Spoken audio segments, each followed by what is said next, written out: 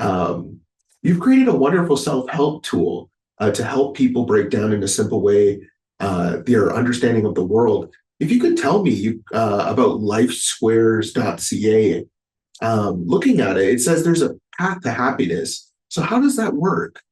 So lifesquares.ca is just I created that site to help people to understand how this whole world works.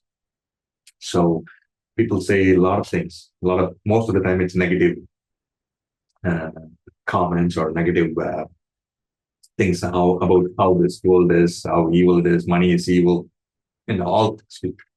So to get to a better understanding, so they say most of the people you talk to, oh, I'll be happy once I pay my mortgage off, or I will be happy once I buy my home, or once I buy my um, Tesla EV, or I buy my Mustang.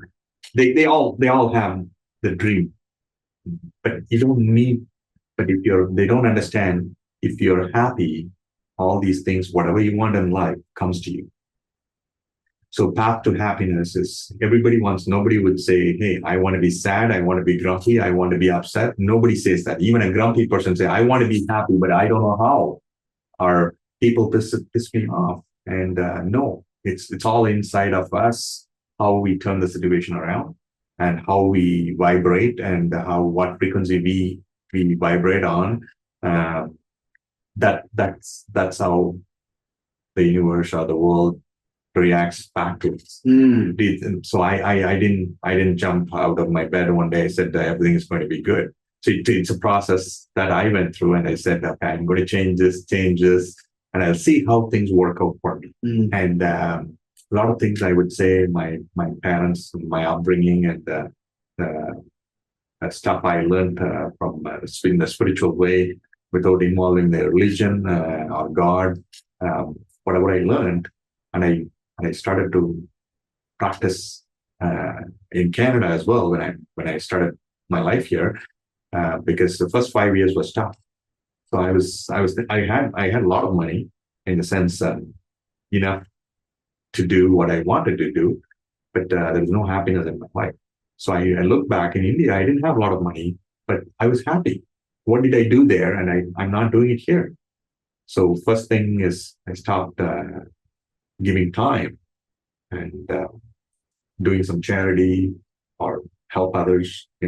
So giving is the biggest part. So if you start giving, it could be time, it could be money, it could be anything you could give without expectation. That's the key. So you cannot give $100 and say, hey, this is going to come in tenfold. Yes, it can come in thousandfolds, but as a person, I'm not expecting anything out of it. It's just a act of I'm trying to be a nice person.